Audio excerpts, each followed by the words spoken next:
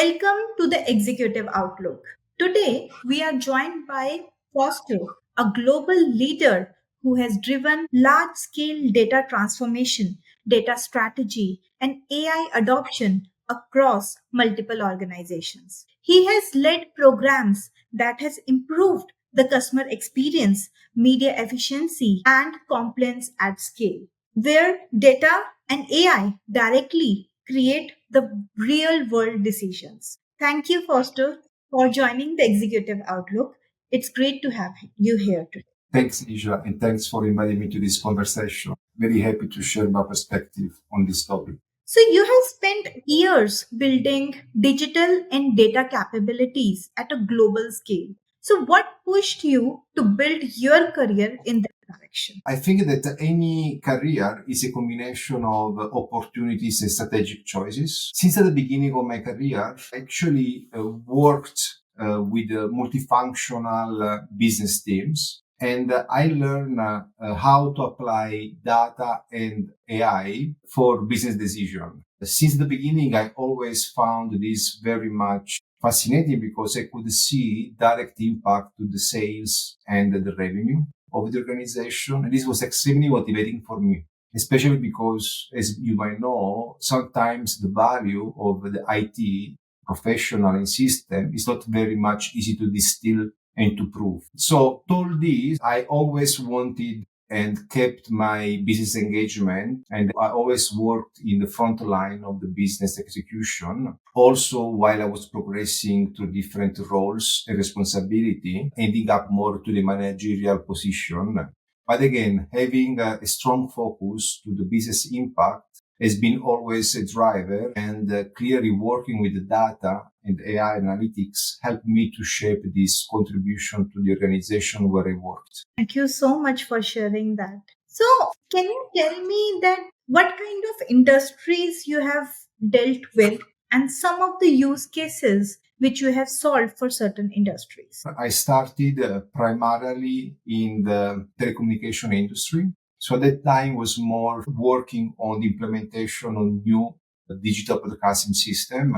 And I learned there the beauty of technology and the impact and transformation it can have on the society. After then, I spent most of my career, around 20 years, at Procter& Gamble. So I changed sector. I went to the consumer good products. And there I was actually working primarily in the digital and e-commerce space as at the beginning analyst. So again, working hands-to-hand with the different multifunctional teams. And after moving up to more system implementation focus, with my last assignment focusing on the first party data activation and owning the consumer data platform from a program point of view. Most recently, I moved to the International Red Cross, to the humanitarian sector, and there I'm serving at the moment as data architect at the global level for the full institution.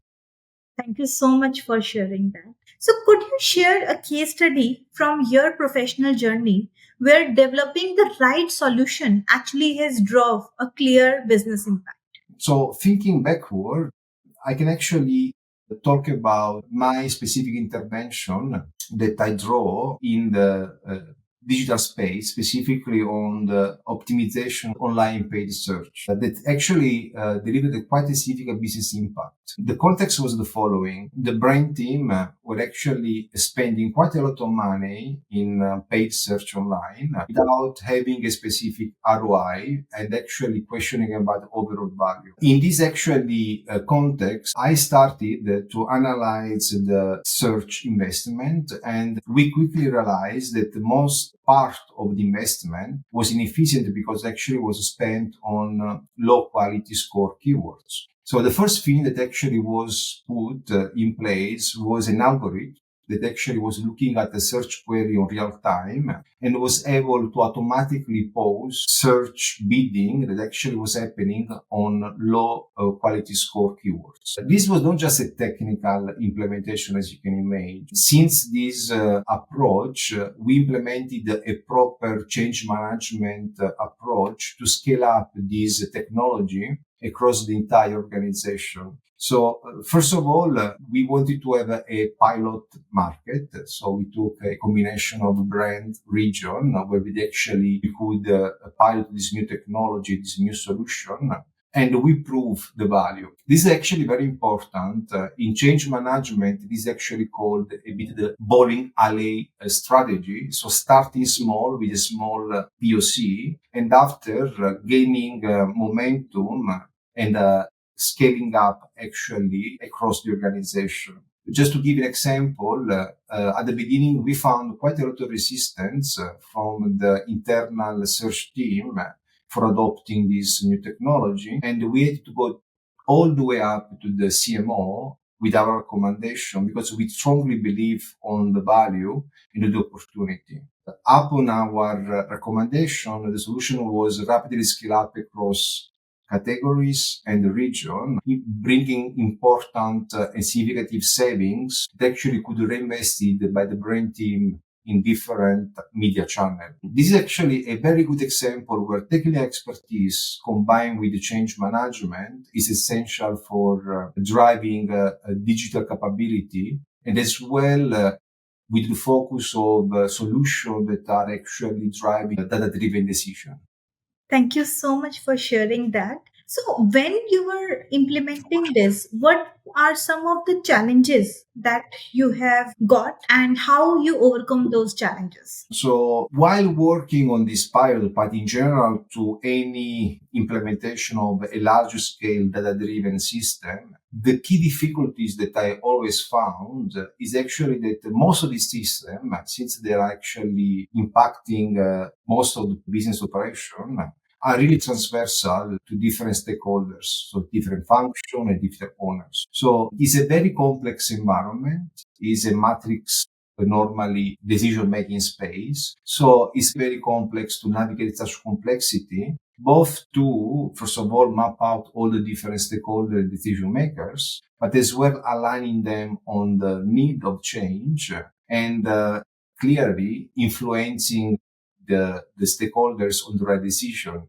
This is actually a unique skill set that I really found essential in the digital transformation space. In reality, for any IT and digital professional working with data, and with a combination of what I call more a horizontal influential skills, so actually ability to collaborate and empower your peers that are not necessarily part of your direct team, but as well vertical influencing. So basically speaking up with your leadership, with your senior executive in order to find and to obtain the right level of sponsorship and approval. Say that actually this is for me really complexity, but as well an opportunity in learning and refining the necessary skill. This type of, I never learned this type of skill from the official project management trainings in classroom where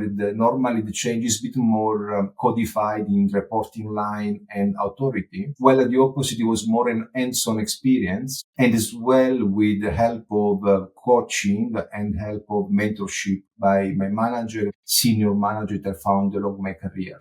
Got it.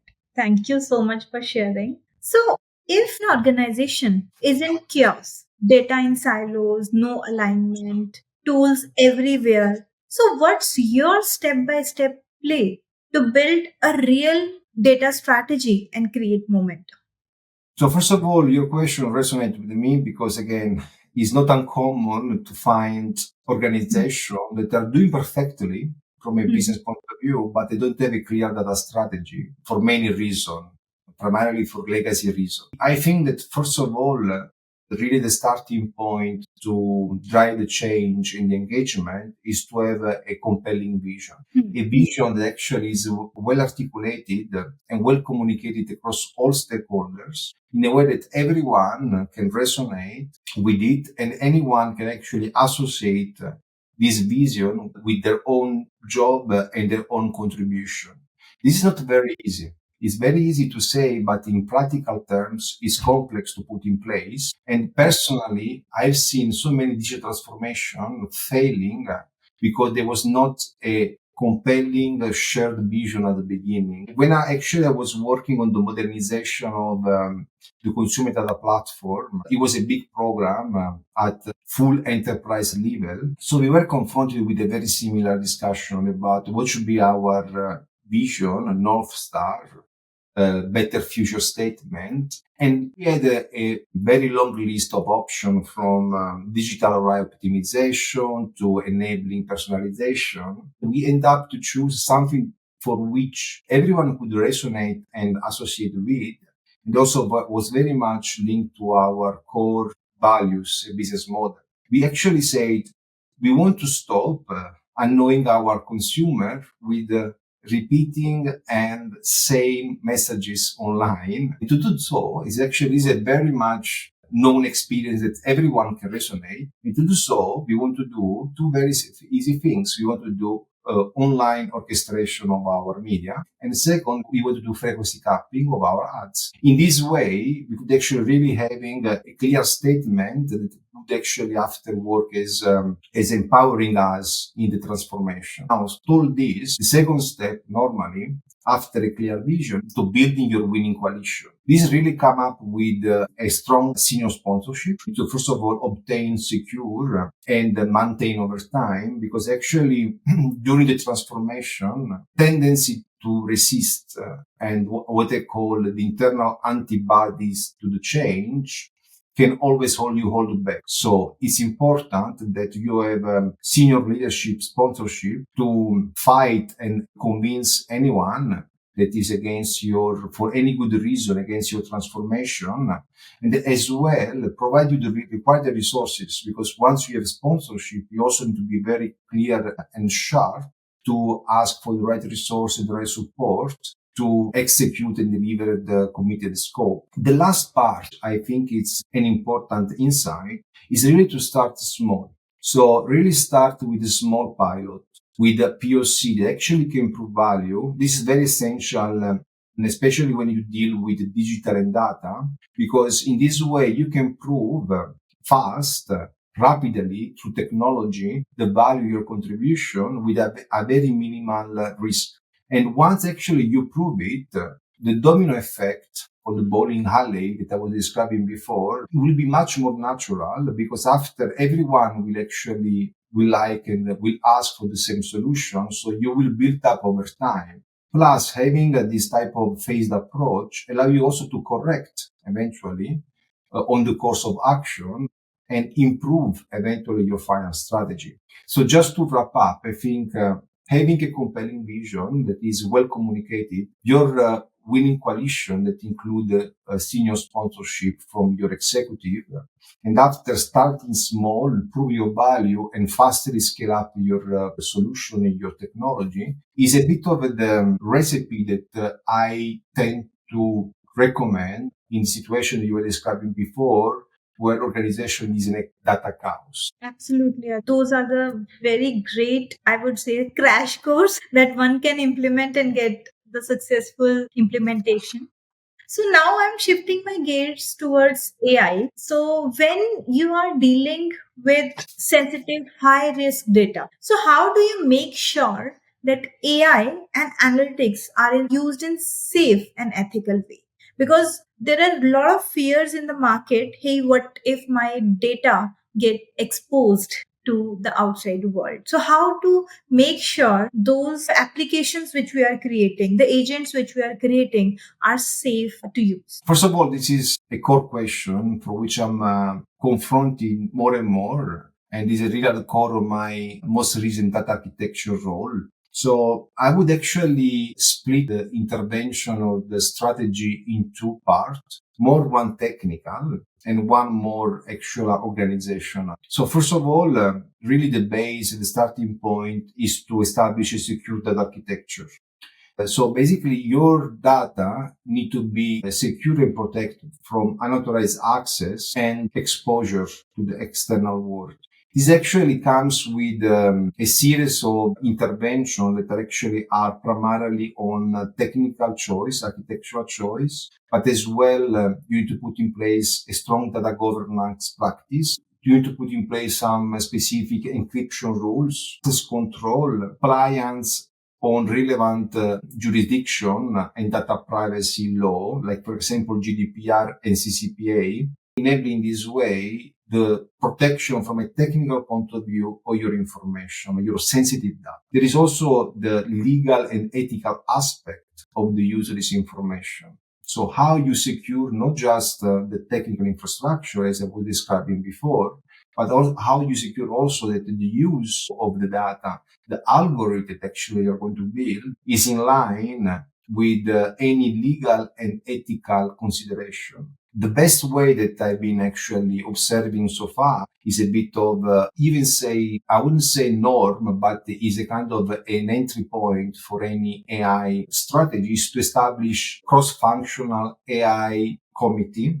or governance body that actually is in charge to review the different use case that are within the enterprise or they are in the process of being proposed to the enterprise in order that actually there is a governance body of approving and eventually amending some of these use case in line with the cultural component of the company, but as well with the external stakeholders. This is actually not a mechanism that want to slow down innovation, especially in the AI space. Is rather an approach that want to steer responsible innovation. The risk of not doing this in the right way is greater far and bigger than the potential lost opportunity of rushing on a specific AI innovation. And when I'm talking about this, I'm talking about the potential misuse of our sensitive data and the reputational harm that actually can come to the institution or to the organization, including any legal consequence and also broader societal impact that our technology can, in an unwanted manner, bring to the world around us. Again, just to wrap up, I think that the combination of data architectural insight plus a way to steer internal for responsible AI innovation are really the way that actually I would recommend to safeguard your sensitive data in a way that actually is good for the corporation, but as well for the society around. Absolutely. All right. So when a company says we are ready for AI, so how do you test if that's true? I don't think there is yet a commonly agreed recipe for success around AI. Just recently, there was a study published by MIT that actually was sharing an astonishing number, something like 90% or even more AI pilots in a survey across different industry and data executive are actually failing, meaning that are actually failing to reach enterprise adoption or scale.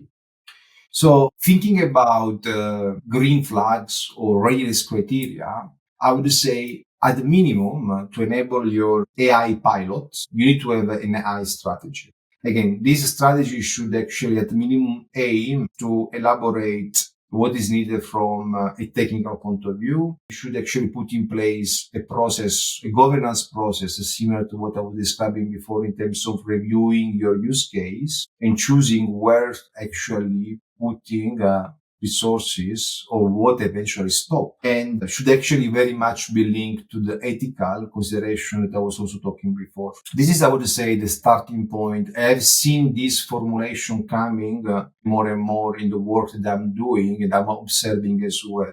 Now, from moving a pilot to scale adoption at enterprise level, I would say that there are three main components. One, first of all, is to have a strong data foundation. So really you need to actually have your company need to be organized around data in a way that actually you have a robust data architecture, you have effective data governance, you enable high data quality, and you clearly define role and responsibility around the data.